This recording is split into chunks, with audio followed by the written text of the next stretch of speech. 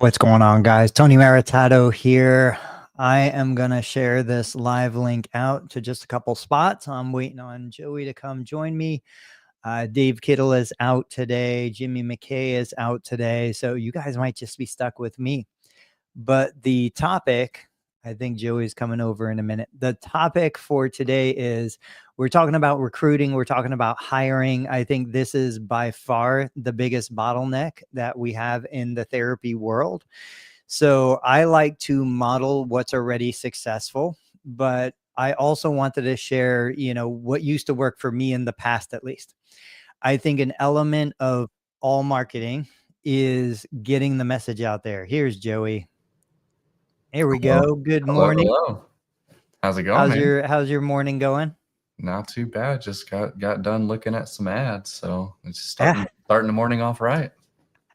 I was thinking, what's the deal? You're at CSM or going to CSM? Oh, CSM. I'm not going this year.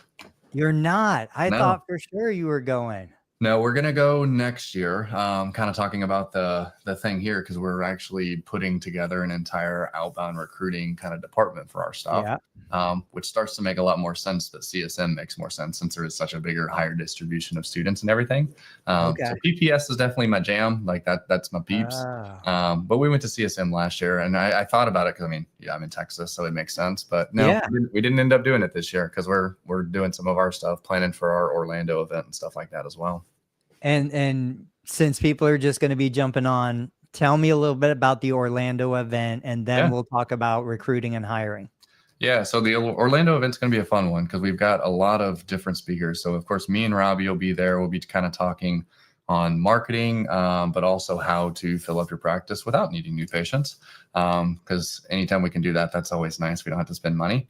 But then we have there's 4 other people. So we got Will Humphreys with Virtual Rockstar. So they're going to be talking a little bit more about how to potentially even use like virtual assistants and some of those things for a lot of the administrative burden side of things that we pretty much all hit with any time we're running a practice and kind of the expenses that are raising. And then using technology, we've got kind of our 2 other speakers there. We've got Comprehend, which is a AI software that kind of does scribe and some of those type things. And then Empower, which is an EMR company. They're kind of talking about how to really use data the way you kind of need to really optimize things across the board when it comes to that. And then we've got the guys at PT Billing, which that's Robbie's old business partners back when he was with the Next Level. So they are going to be talking all things kind of revenue cycle management and just making more money for the people that we do actually see. So theme there is let's make some money and help some people. And what are the dates? Now you're asking me questions I got to look up. So we got April 24th through the 26th. So it's going to be pretty much the Thursday will be like a social where we all kind of just meet, greet, talk to each other, network. That's usually one of the more fun parts of even events is just being around other people. Because entrepreneurship can be lonely. So it's nice to just be around everybody and everything like that. And then the Friday and Saturday will be like full days of just really nitty gritty stuff. I will say the number one most asked question right now is like, well, what are y'all selling us? And literally we made a promise that there's no pitches from stage. Like that's not a thing. So just come learn, let's figure out what we can do to help fix the practice. And from there, just like meet some people, do some cool stuff. I'm still trying to figure out. I think that's right on my kids' spring break. We have 2 different spring breaks that are back to back. So it knocks out 2 weeks at the end of April, I think. If I can squeeze it in, though, I definitely plan on coming down. Yeah. So let's talk about recruiting, hiring. Like, what are the challenges that you saw that you said, Robbie, we got to put something together to help these private practice owners? Yeah, I mean, there's a laundry list here, but I mean, as you'd imagine, I mean, it's always kind of been hard for a lot of people to find PTs. But then as you kind of start to see declining reimbursements, you start to see even more in 2020 where people started to even exit the profession as a whole. And then you have just with declining reimbursements, what that does is most people's usual solution is not to figure out how to make that model work. It's just, let's just slam more patients because that's the only lever I know. Right. which causes a lot of burnout, people wanting to quit. And so then the supply and demand curve is just really not in favor of clinics to be able to find PTs easily. Like, and that's one thing we kind of talk about. It's like, well, if there's a baby boomer, like we've got ridiculous amount of people, and it's, if we're truly looking at supply and demand economics, it's like, okay, we have an excess supply or excess demand of patients, but we don't have a big supply of providers. One, that means if we're not full, that's something to look at, because like there's no world where we should not be full. If we aren't, there's things we need to look at either from a marketing, a product, or something. But now we're like, okay, well, if everybody's fighting over the same thing, that inherently means that we're going to have to start paying more. And so that was the biggest thing, is people would see that, but then they're having to compete with hospital systems that are getting $250 to $400 a visit, and they're offering six figures. They're offering 4 to 6 weeks of paid time off, $10,000 sign-on bonuses. And they're like, how the heck do I get someone to come to me? And Let so me we're like, ask you, do yeah. you feel like paying more gets you a better therapist? There's that's a yes and no, but usually no. Yeah. I think most people use that because it's the easiest lever, because it's easier to say, if I pay them more, that will be the reason, versus admitting that maybe we don't actually have the characteristics of our business and ourselves as a leader to get someone to want to come work for us. And the things that actually have to change. And maybe that's not, and to be clear, that's not to say, hey, you're a bad person. Sure. Maybe you don't have the skill set of running the business, so then you can't make the money, and then you can't get the culture to where it needs to be, because the things you're doing is more volume, and it creates a culture that's very hard to work in. Or maybe it's that essentially when we really look at these things, it's like, you need mentorship, but maybe you never had the time to sit down and actually structure that to where someone can learn from you. Because I've yet to find a PT who's like, I really don't want mentorship. Like it just doesn't happen. We're like avid learners, and we never want to stop. If anything, it's sometimes at our detriment. We keep learning on stuff that we probably don't need anymore. For sure. And so money is usually not the thing. The only reason I say usually is because I do find that at times, some of your really, really, like the ones that are good, you can tell they're a unicorn and they know they're a unicorn. Even with our company, the ones that negotiate pay with us almost always are going to be like the ones that stay, the ones that continue to progress, the ones that continue to take on more responsibility, and they know they're going to do it. So they know their worth. And so I don't think it's necessarily like, hey, that's the only way. Like, the easiest way for me to show you money is not the main driver. I've got someone, I won't say what city he's in, but he does a 15-month mentorship. On average, he pays $15,000 less than everybody in his market. Yeah. Still finds therapists, but then the moment the 15-month mentorship is done, people leave. Wow. And so, of course, yes, you logically say just pay more after the 15 or keep the mentorship going, but it just tells you how powerful some of that type stuff is and what someone's looking for when they're going to a hospital or when they're going to corporate. They're typically looking for benefits. They're looking for more money. They're looking for those things, where someone, if they're looking for private practice, they're looking for all the soft stuff. They're looking for mentorship. They're looking for people that actually care about them, that kind of have the family vibe, just like the work-life balance. That's truly what they're looking for. And that's why we can pay essentially less. And that's not to say underpay your people, but like there's just no world where $140,000 for a salary makes sense for an outpatient clinic. And so we just kind of have to use what we have to be a little bit easier to start to attract those. And it's like 20 things. It's not like, oh, here's the one thing that does it. But you have to start to figure out what that is for your specific person that you're talking to. So let me ask you, I had a case, and I shared a little bit yesterday in the post. I talked to a husband and wife. The wife has been a physical therapist working in a private practice. Now the husband and wife are planning on purchasing the private practice. The practice has a long history, over 20 years. I don't remember exactly how long the wife has been working there, but she's been working there more than a year. Yeah. And so they're looking at the numbers, they're looking at the financing, it's not a bad price. Of course, the asking price is at the high end of where I would start if I was the buyer. But we talked about all of these things, multiples and whatnot. One of the barriers, though, I said, if the owner is treating therapists in the practice right now, which is the case, that owner's going away. Yep. So you can't buy a practice. There's only 2 treating therapists right now where 50% of your workforce is gone. Yeah. So I said, as a condition to you guys even considering this as a purchase, you need to find a replacement who's going to be part of the team.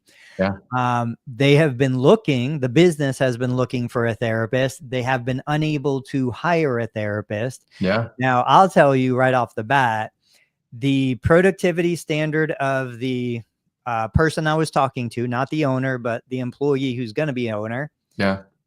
off the charts, like crazy for what the environment is in today's world. Yeah. 60 visits a week, doing it in 35 hours of paid time. Just crazy numbers for what therapists are used to today. 20 years ago, that would have been an easy day. Yeah.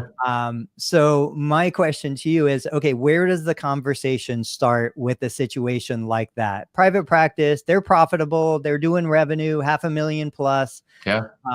It's not bad. Long history, obviously successful patient referrals, but they're just struggling because they haven't been able to recruit. Where do they start? Do they start with a conversation around the message, around promotion? What do they do? Yeah. Well, for the person who's buying, just keep saying the mantra, what are we buying? Right. That's the first thing. Because like you said, you're buying risk with a lot of that type stuff. But for the person who's like, hey, how do I find more? One, of course, it's like, well, what are we doing to start with? And then what is the offer? Like the very first thing is offer, and what are people actually looking at or offering in your area as well? And so when I look at that, I say, okay, well, and really first part is just math. It's like, let's look at math, because as much as I want to say, I want to pay 95 or 100 or whatever that is, like half the time when I run someone through like an actual calculator of what you can afford to pay someone versus what you're trying to do, we now realize we don't have a hiring issue. We have a business profitability issue. And so like an easy math of that, because I can actually like pull up numbers here to give you like a gross estimation of something like that. So let's say like average reimbursement across the nation is actually about 100. Let's say in the scenario you said 60 visits. I'm saying 60. Real quick, visits. You're saying 100 per visit is 100 revenue coming in.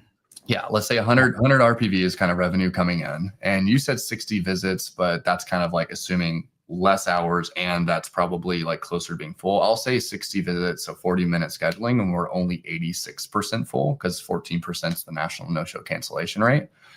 And we know that most people's operating expenses are going to fall right around 65% across the 350 plus clinics we're in right now. That's kind of the numbers we're seeing.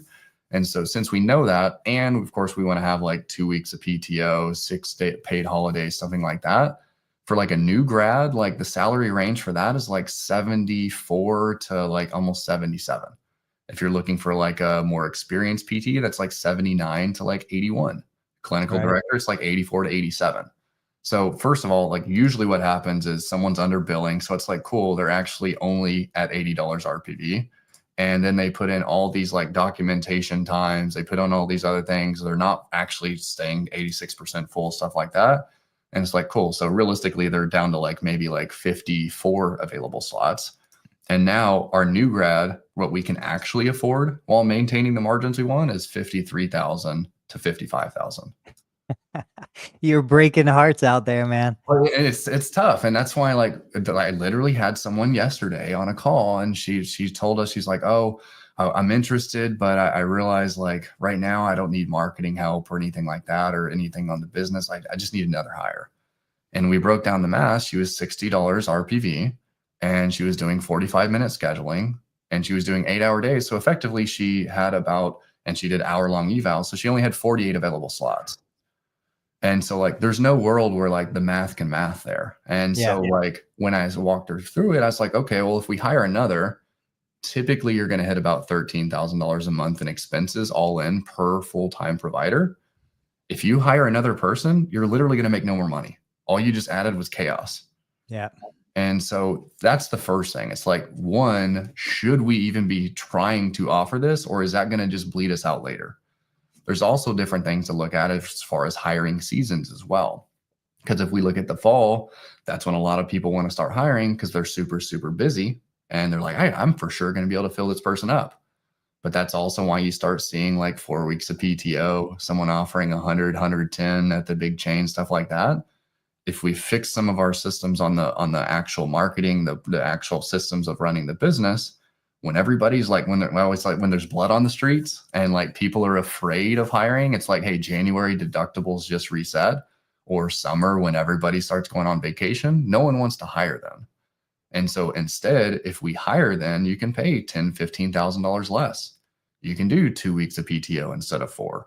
And then you do a delayed onboarding. So that way you can actually just get them in.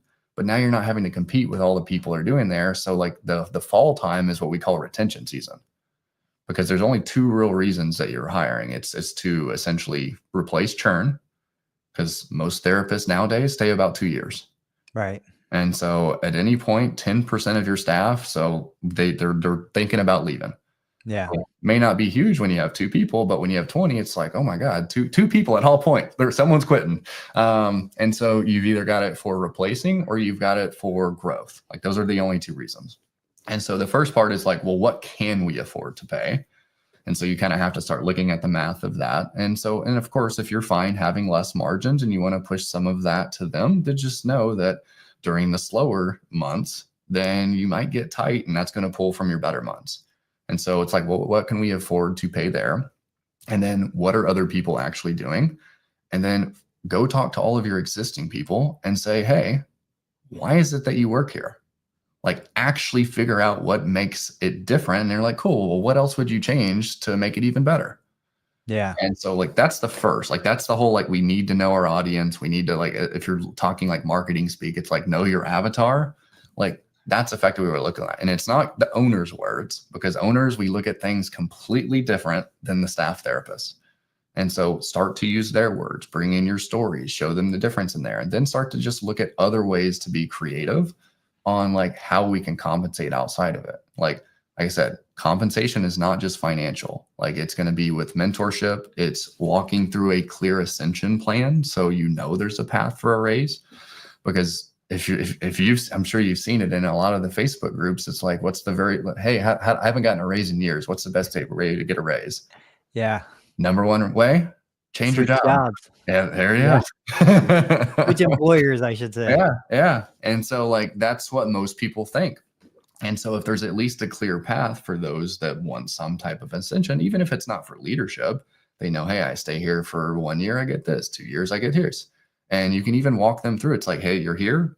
1 year from now, you'll get an extra 3,000. A year from now, you'll get an extra 5,000, whatever that is. And you can weight it accordingly. Because if you know your average turn of a PT is 2 years, then let's weight it pretty heavily to where they know that if they stay that extra year, you're solid. Because I think the biggest thing that I see across someone is, like I said, the offer is usually the number one reason. Like the copy can be the other thing. So when I say copy, that's like how the ad is written as well. And I can kind of talk about that as well, because there's definitely some nuance there. But like the offer is one of the number one reasons. But the other aspect is, really about 4 or 5 months ago, Indeed, it used to be, hey, pay like $85 for anybody that's a qualified applicant. Go in there, mark them if they're actually not a good applicant. So there was really no risk for like throwing it up. And people would do sketchy stuff and say they weren't qualified and stuff like that too. Yeah. But then COVID came and everybody just flooded job boards because they couldn't find people. Right. And that wasn't just in our industry, that was across everything. And so now you have to spend money daily, and people are afraid of that. The good thing about that, though, is people are afraid of that. So if most people are cheap, then you can just be average. You don't have to be like spending $100 a day. You can spend $20, $30 a day on Indeed. And the good thing is it's still based off clicks. So like if it's not showing anybody, it's not going to spend your whole budget. And so like that's one thing to really look at. But the thing that no one really actually looks at, every week you don't have that person there, it's $5,000 a week in revenue you're losing. Sure. Like that is the number one thing. It's like $5,000 a week. And if you have more than one you need to fill, it's like, cool, let's keep adding. Yeah. What do you, let's take this in 2 directions real quick. So let's go the direction of, okay, you sit down, you look at the numbers, you're like, we are not profitable enough to hire somebody right now, despite having a waiting list of new patients that want to come in. Yeah. what does that person do? Do they focus on, okay, let's cut low reimbursing payers, let's change things to become more efficient, more lean? Where does that person go? Yeah, a lot. I mean, there's a lot of nuance and variables that could be, but it depends on, first, it's where do we want to go with the practice? Because if it's like, I only need to hire one more person, it's like, okay, you could probably hire that person. You just won't be super profitable until you make the other things. And if you know there's going to be negative hand because doctors are going to stop referring because you can't get people in for weeks, I'm a big fan of always be hiring, or at least always be recruiting, maybe not doing the actual hire. And so again, delayed starts help as well. And so first, it's like, where do we want to go? Because like, if you don't want to grow outside of that, or you're just doing like a replacement hire, then by all means, just like fix the stuff that you need to right now. But if you're like, hey, my goal is I need to get to 5 clinics as fast as possible, it's like, we probably need to be hiring and fixing that simultaneously. Or like you said, it's like, well, we're just doing a replacement hire. We're at capacity. I want to open another location. It's like, cool. Again, supply and demand economics. I have a wait list, therefore I can start cutting the UHCs of the world. I can start cutting the Aetnas who give me like no visits, and it's like, cool, $200, that's worthless. Like there's some of those that realistically, like you could start cutting because now you have enough to actually start doing this. And that's what like all of your like luxury brands and stuff do. It's like the moment they actually see that the supply and demand curve is there, they're like, cool, quadruple prices. And that's what you can effectively do without being afraid, because that's usually what it is most people are afraid of cutting an insurance, not realizing that 70% of them will actually still stay with you on an out-of-network basis because everybody else around you probably still sucks. And so like but it's the well, what happens if they don't come? What happens if they tell other people? What happens if the referral source that was sending them stops sending the good ones? And it's like, okay, well, let's start to stack things in alignment with making sure that there's less risk no matter what happens anyways. And so that person usually, like I said, I made a post, I think earlier this week, it was like 10% of people effectively overbill, 10% of people bill appropriately, and I'd say 80% of people underbill. And like, that's not even like, those aren't like, just like, that's pretty spot on. And it's funny because I had like 7 people actually message me like, hey, what's my revenue per visit in my area? Typically only one of them was appropriately billing. Only one of them. Now, let me ask you, you have access to a lot of practice owners. Are you seeing anybody start to pivot and say, okay, we know we've got these other non-PT, PTA providers that are available. It's easier for me to hire and recruit a massage therapist, a personal trainer, something like that, athletic trainer. We know that the out-of-pocket cost for many patients is rising. I was teaching last night. We have MedMutual around here with $70 copay, up to $150 copay for specialist services. So my question is, do you see anybody pivoting away from everything going under a licensed therapist and rather just let the licensed therapist do the eval, develop the plan, establish the goals, and then migrate that person to a non-licensed therapist to execute on the plan that was created in a self-pay world? Yeah, I see a lot of people try it. I don't see a lot of people being successful with it. Why do you think that is? There's a couple things there. Well, one, if you actually like think about it, it's like if you're like, hey, I only want to hire PTs. It's like, well, realistically, you look at a personal trainer, you look at a massage therapist, usually their hourly rate's pretty close to a PTA. It is. Yeah. So it's like, well, and a lot of PTAs I've found actually were massage therapists before they became a PTA.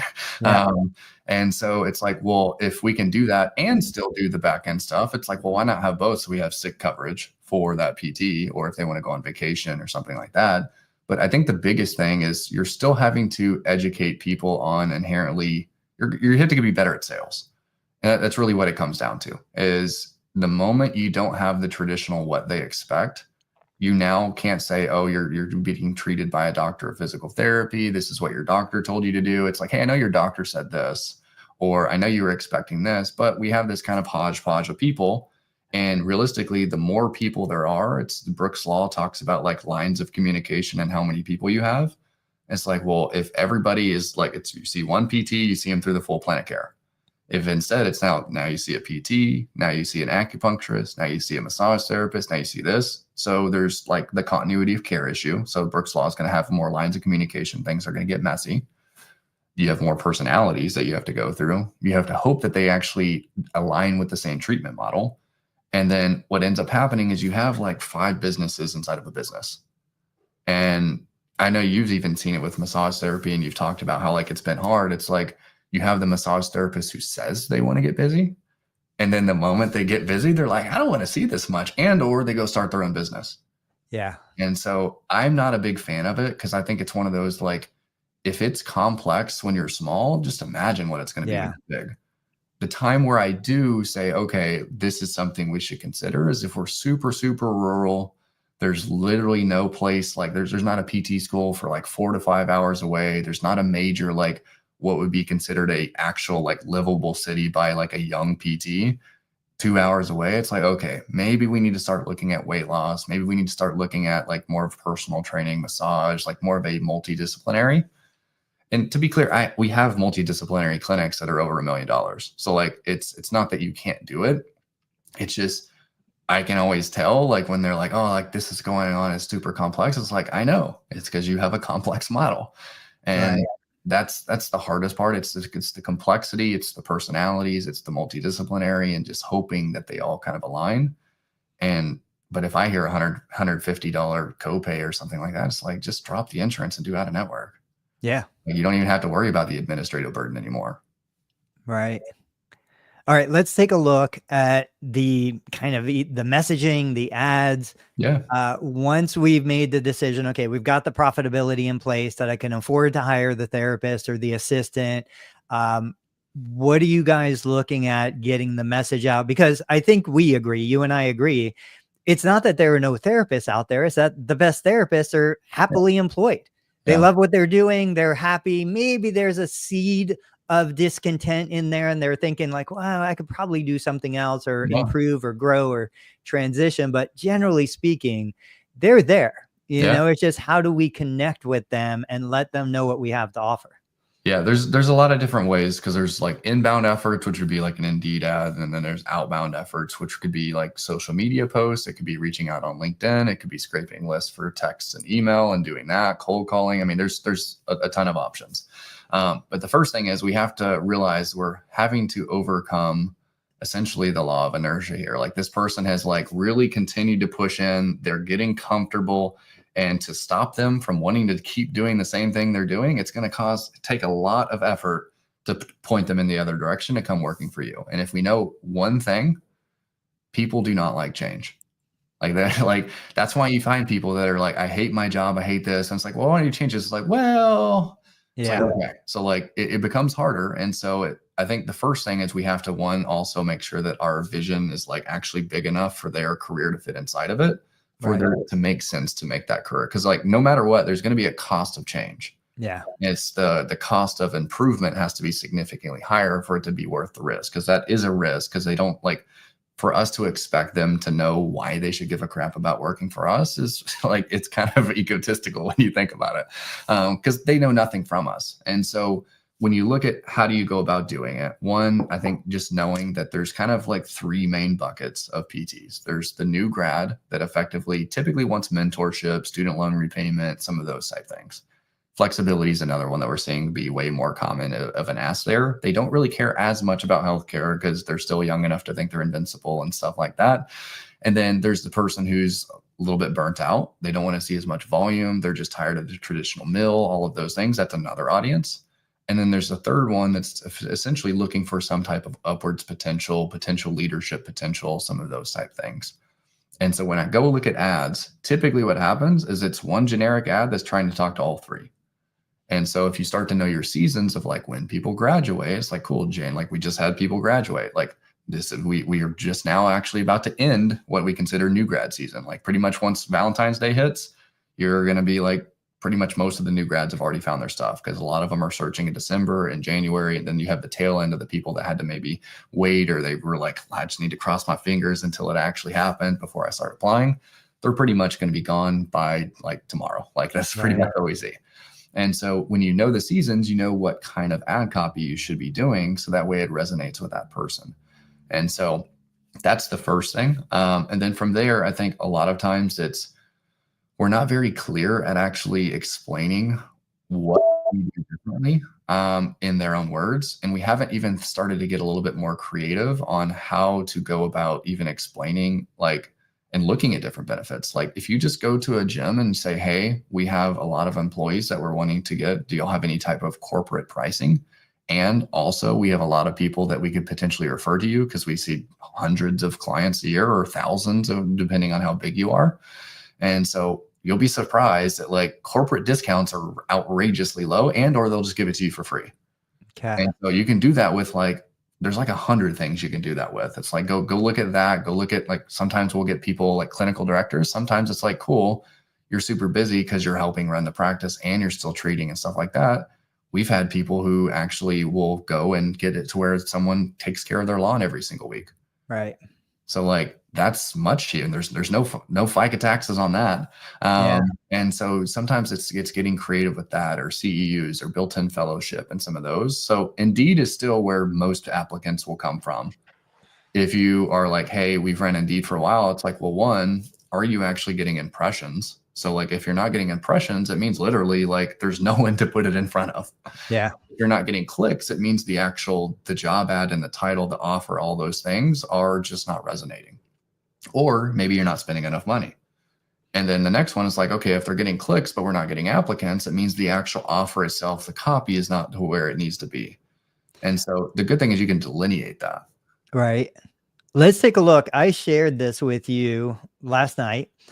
I love Apex. I think they do an amazing job. Angie, I'm not even going to try and say her last name, but she does a ton with video. And I noticed recently that they started posting some of their job openings. Yeah. So it's like, okay, my salary isn't enough. That's the headline. At Apex, our therapists thrive under pay for performance models. Now, I don't know. I understand the appeal from her perspective. Yeah. I also understand we want to repel the wrong therapist as much as we want to attract the right therapist. For sure. I think a lot of therapists would be scared of a line like that. Mm-hmm. And then we get into, 100,000 growth in learning, pay, mentorship. I think mentorship, you mentioned it. Everybody mentions it. I think that's another kind of yellow flag that flies because therapists have been burned on mentorship so many times. They don't even believe what they're being offered anymore. Yeah. Here's another one. I need more mentorship in my clinic. You're not alone. Studies show strong mentorship, self-efficacy can help. I love that she's showing real people. These aren't stock photography images. We see tons of video coming out from her clinic where they're using all sorts of technology and they're doing cool stuff. Yeah. Off the top of your head, I mean, what are your thoughts on what she's doing and how people can maybe model that? No, I think she's actually doing a really good job compared to most. Because usually it's, like you said, it's stock. You can't even get a sense of how the vibe of the clinic is. You can't tell if it's an old and decrepit one that hasn't updated their equipment in 20 years. You saw in there, they've got the squat racks, they've got the athletic population. You very quickly can see exactly who they're looking for. Mentorship, again, there's only so much you can kind of do. I had to look at the actual job ad as well, not just that. I am not necessarily a big fan on some of the way a lot of people do pay per performance structure. There's two reasons for that. Most people, when we've actually done surveys, want to just have more secure pay. Yeah. And so, because it doesn't really matter what you say, your bills still come every single month. Right. And so that's one thing. I understand why a lot of people do it. But usually, and I'm not saying her specifically, usually it's for essentially the lack of them knowing how to actually train at a high enough level to get them to perform the way they want, even without having to use money. And so I'm typically more of I like salary, and then we do a profit sharing bonus on a quarterly basis. Because if you do a pay per visit or pay per unit or any of those things, it usually aligns with the wrong incentive there. And so then you have the dude who's doing some fraudulent billing. You've got the guy that's not sharing essentially any of their patients with the PTA who's not full, stuff like that, because they're trying to hit certain numbers. And so we look at profit too, because there could be 1 month where all of your production metrics based off the inputs, you're crushing. You pay out all these bonuses, and then January, the next month hits. It's like, cool, we are losing money this month, but Right. I already paid out all the bonuses from all this other one the month before. And so this is where we see some of these models where like I literally have talked to several owners who have taken out loans to pay production bonuses, like 6-figure salaries for people. The owners taking out loans. Their husband, like I have had one husband's like having to go do like manual labor work to be able to pay people for their holiday bonus. And like it just goes to show how caring of an actual like audience PTs are. Like they just sometimes they care for others more than they care for themselves, unfortunately. Yeah. And so, but when I see that, like there was also kind of conflicting of like, I want you to perform really hard. There's 100K, there's mentorship. And so like 100K and perform really hard aren't necessarily what new grads looking for. And mentorship is typically what new grads are looking for. And so there was like a little bit of discrepancy there, but there was also aspect of like, you saw the guy there smiling, super happy, all that. It's like, oh, I can actually see the person who I may be working with. Right. And I think that's why, like, even on our websites that we build for clients, like we have a staff page for every single person that works there where like you go corporate. Have you ever seen a staff page for it for all of their therapists? Right. So you have no clue. It's like I could be working with like a 90-year-old person who like hasn't done anything there. If you're 90-year-old therapists that are watching Facebook Live, I apologize. Nothing against you. But you have no clue. And so like them getting to know who they're working for, like we see a lot of applicants, they'll see your job on like LinkedIn or Indeed or Facebook, and then they go to your website, they look at your About Us, they look at your testimonials, they look at your reviews, and then they apply through your website because people do their research. Like, and that's the biggest thing. But for that one, I think they're doing a decent job. If you want to get more nitty gritty, like LinkedIn, it's like, go follow all the people in your area, start to make a connection with them in DMs. And then when you have a job opportunity, you just say pretty much these 3 things. I have an offer that is this. You fit all of the criteria that we're looking for. Who do you know? So you're saying this is the shiny object that may be enough to finally get you to actually change where you're at. You're perfect, but I know you have a job. Right. Who do you know? Right. Right. The only thing that'll happen is say, I don't know anybody. They'll say, I know John, or they'll say, I know a guy and his name is Joey and I would love that job. Yeah. But then you don't have to worry about, I always say, use this analogy because it's like, well, what if the other owner figures out that like we were poaching? I'm like, have them go read the message. Right. Because like, if my wife goes to a bar, it doesn't matter how attractive the guy is. If someone says, hey, come home and sleep with me, she's still not going to go home and sleep with them. Right. And so you have to be poachable to be poached. And if someone gets upset about that, build a better business. Yeah. Like, and I know that's tough because I'm sure there's a lot of people that are watching this that have probably lost therapists and they're like, oh, he's insulting me saying I don't have a good enough business. Maybe not for that person. And that's okay. Let me share one other one. This is kind of, do you know Drew Cook? Oh, he's Mobility Fit. Yes, I do. I've talked to him. It's been like years since I've talked to him. Yeah. So, there's a local clinic. This is their physical therapist assistant. I just went on Indeed and I said, physical therapist, Mason, Ohio, which is kind of my general area. Yeah. Starts here, mobility. We're not your typical physical therapy clinic. I would say his business model is very similar to what Angie's doing at Apex and a couple other outliers out there. And when you look at what he's putting out there, patient scheduling, take the helm of patient schedules, he's kind of conveying, and I used to do this too. Like you hit those hot button topics, not just, let me just pick another, Jackson Therapy Partners. We're seeking a full-time physical therapist to provide expert physical therapy. This is the generic stuff. Qualifications. You need to be a licensed therapist, benefits and perks. Nobody really cares about that. That's all table stakes stuff. Yeah. But Drew's going through here. Now, I haven't talked to Drew for years either, but he's kind of outlining the culture, the philosophy. And then, Yeah. like you said, people would come over to the website. Hmm. Immediately you see the chains, you see the squat rack, you get a sense Yeah. for, okay, what kind of place is this? And I think that's so much of what we're missing, Hmm. is we're not connecting with the therapist we want to hire. We're not showing our culture and who we are, what makes us Yeah. different, what makes us unique. And just like therapists are so afraid to lose referrals by not taking a certain insurance company, I think therapists are so afraid to lose potential candidates Hmm. that they're just overly generic. Yeah. And that is going to lose you the best candidates.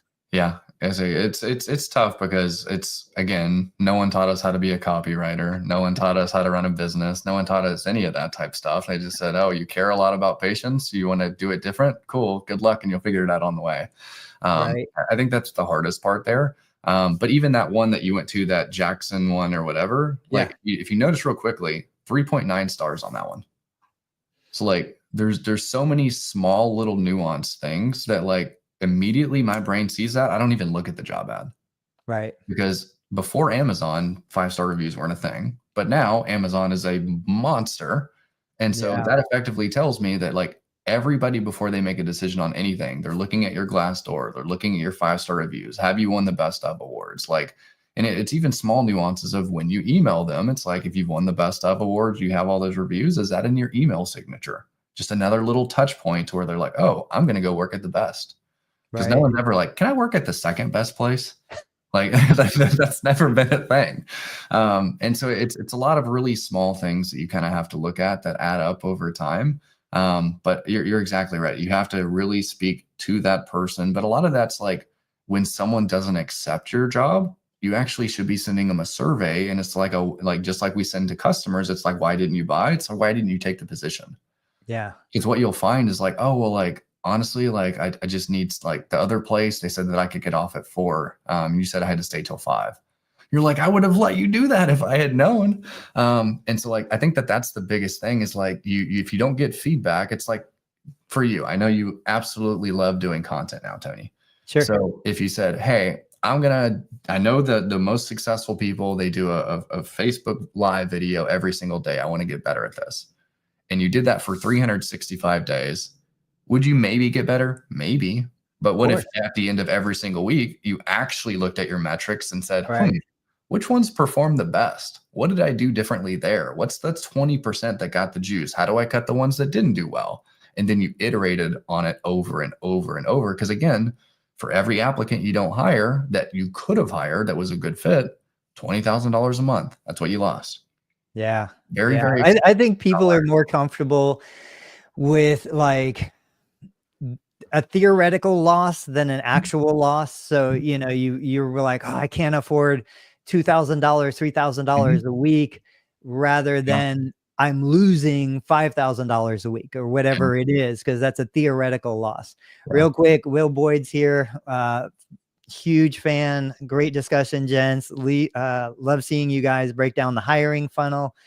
Stephen Dunn, great stuff. Thanks for sharing. Scott is here. Sorry for being so quiet, trying to take as many notes as possible. Joe is sharing such great information. I totally agree. Well, I had something that I wanted to ask you one thing I about. want to hear, Tony, because you kind of alluded to it a little bit here. Yeah. I think one of the biggest things is most people say they want to hire or they're hiring, but then you ask them what they're doing, and they're like, I mean, I told my PTs that we're hiring. So Right. I know you posted about it one time. There's the owner that says they're hiring because they know if they don't do that, they know that their therapists are going to be pissed because they're stacked with evals, and they're saying that just to buy them some time. There's also the owner who's doing it, but they're overwhelmed because they Right. don't inherently know what to do. Because if there's 500 things you could do, if everything's important, then nothing's important. So they just like fear, like paralysis by analysis, and they do nothing. And they're like, I've been trying for 6 months. It's like, have we though? But then really you have to look at like all things, whether it's in business or it's hiring, everything like that. There's essentially two things that are causing someone to be fearful. So it's fear of success and there's fear of failure. So most people always think of fear of failure. It's like, well, what happens if I hire and I don't fill them up? It's like, well, let's walk through that. Like worst case scenario, you hire them, you don't fill them up, you let them go. Cool, we're in the same exact spot. So currently you're Yeah. living the worst case scenario. Like that's where we're on fear of failure. But most people don't realize the fear of success side of these things.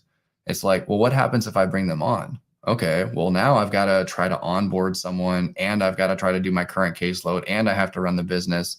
What am I having to give up to be successful? Am I going to have Right. to give up some more nights because when I normally did my documentation and I'm now having to train this person and I have to put out all their fires because what if Susan doesn't actually get along with this person? And so I'm going to have to give up time with my wife, my kids, my Netflix, my working out, whatever that is. And I think most people actually fear of success is a bigger driver of people not doing it. They just don't realize it. Yeah. Hey, scooch over so that you're more in the Oh, center of sorry this. about that. There you go. No, you're totally right. And that's a concept that I talk about across all things, not even just for us and the hiring, but even for our patients coming to therapy. Like everybody's 24-hour day is full, whether it's full with stuff that we believe is important or not, sitting on the couch, hanging out with your wife, doing there, every minute of every day is occupied. And for me to do something, even that I say that I want to do, that means that I'm sacrificing or giving up other things that I'm already doing. Yeah. And am I prepared to make that change? You know, I know that was always a barrier for us. It's like, Yeah. yeah, we can hire someone, but that Yeah. means training someone, dealing with the emotional, the Yeah. insecurity. Are they going to want to do things the way I want them to do it? If they don't do it, am I going to have to fire them? Like all of this baggage that comes with it. Yeah. And then you say, again, is it worth the theoretical loss or the actual loss? I don't know, you know, and so if you're in a situation where you're comfortable, Yeah. yeah, you're not making as much money as you want to make, but you're making enough money. Yeah. It might not be worth the effort and the frustration or fear of the effort and frustration. Yeah. Let me Yeah. ask you about OTs. We talked about this before. So Yeah. earlier today, we talked about, okay, what about hiring athletic trainers, personal trainers, massage therapists? Yeah. What about going with an OT? You know, if I'm a PT practice, because we did this in Florida, Yeah. if I'm still struggling to bring on a PT, but I have an opportunity to bring in an OT, what Yeah. have you seen happen in those situations? I think sometimes, again, usually we have to zoom out a little bit and say, what's the overall objective of hiring? If the goal is to find someone that is just like you who can do the exact things you do, it may still not solve that issue. And what I mean by that is, well, they can't do PT evals. And so if that's the goal, then we have to have someone that can do that. That's why, like, typically we don't recommend hiring PTAs until you have at least 3 PTs. And then from there, we want to maintain a 2-to-1 ratio. And I know you're currently breaking that one pretty hard right now. It's okay. It's okay. But OTs, we have found to be easier to hire. They typically don't need as high of a salary. And so if you're like, hey, I've been looking for months, or some people, it's like years that they've been looking for PTs. I have very much had that to be a really good option. It also depends on your patient population, and not all OTs are created equally. Just like all PTs aren't, but like I have some OTs that are like, literally, I'm just like, here down, that's all I'm treating. If you even mention spine, there's nothing that I feel comfortable treating. And then there's some that are like, oh, like I want to see nothing but like that, and then balance and fall, and like they crush.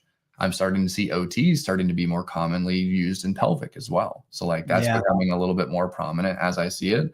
And I have some OTs that are like actually like way more full body kind of scope than some PTs.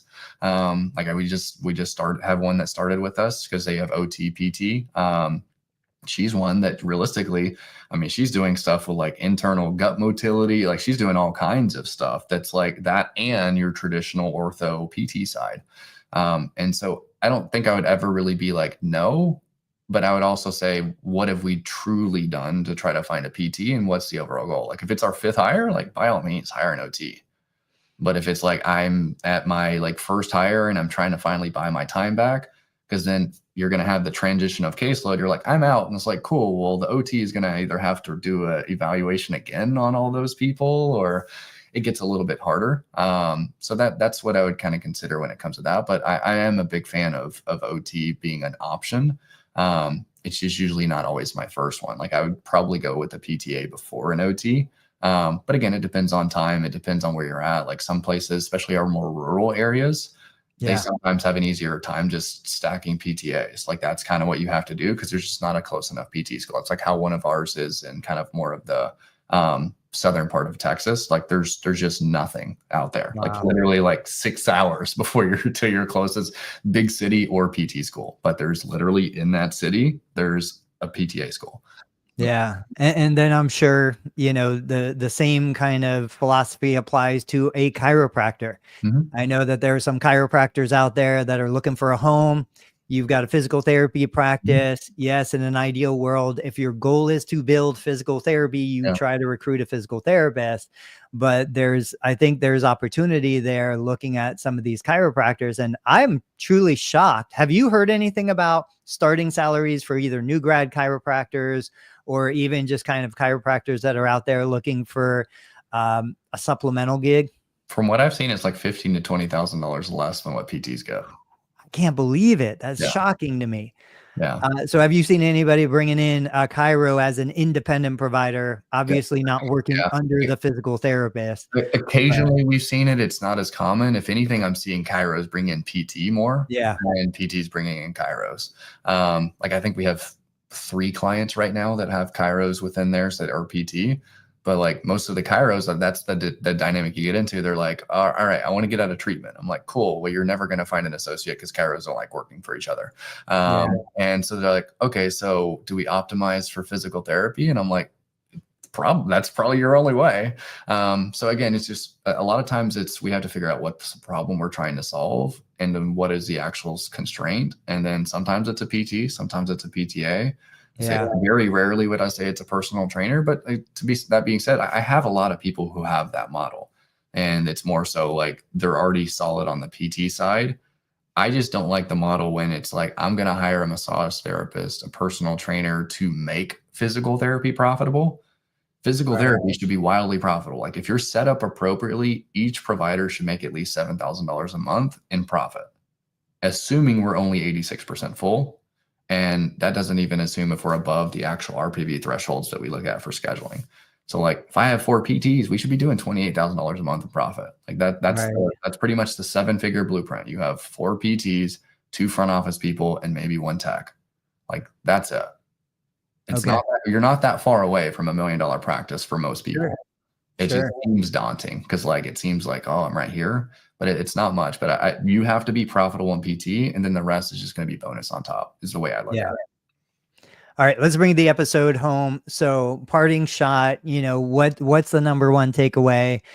Like Scott's here, Will's here, Steven's here. I know we've got 40 that are following or watching live across the platforms.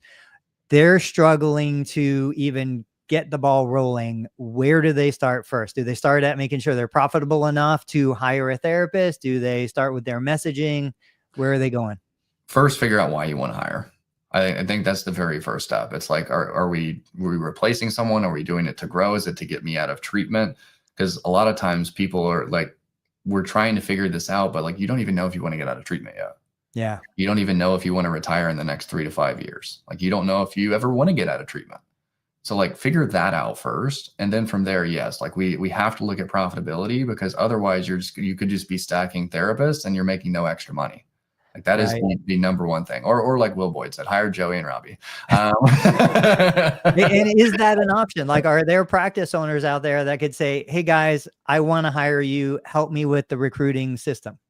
Yeah. So we have, well, there's yes and no. So there's parts where it's like, you kind of look at the overall arching system. Cause if you tell me, hey, I just need a hire, like that's why we're building out an entire like recruiting department. Cause there are some of those individuals who are like, I don't want to change anything, Joey. I just need a therapist. It's like, okay, let's figure that out. Cause there was a big enough demand that we're like, okay, we need to solve this one.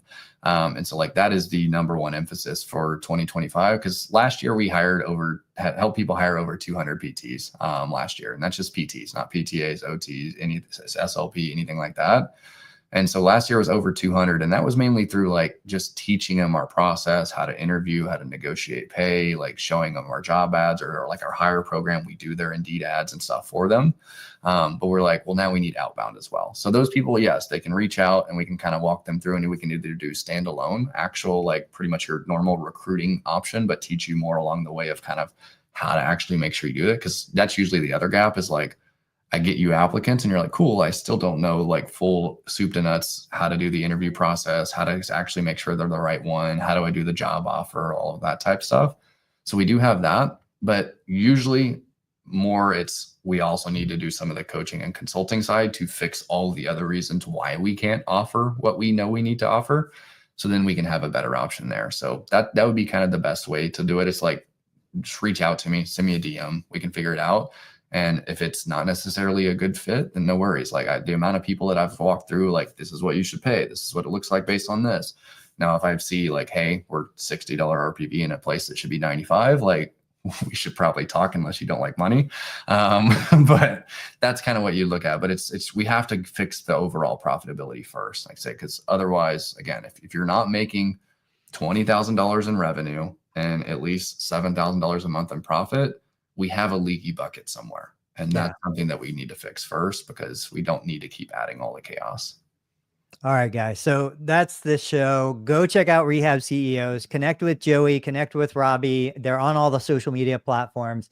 And if you missed it, because Joey talks really fast, and I appreciate it because my wife talks really fast, he said we have helped place 200 physical therapists. Like, that is proof of concept. They've got a system that works. They know what they're doing. They've got experience behind it. Joey, thanks for joining me on the show. Guys, follow Rehab CEOs. Go check out the Dave Kittle Show. Learn Medicare billing, PT Pinecast, and we will catch you guys next week, Tuesday, Thursday, 8:30 a.m.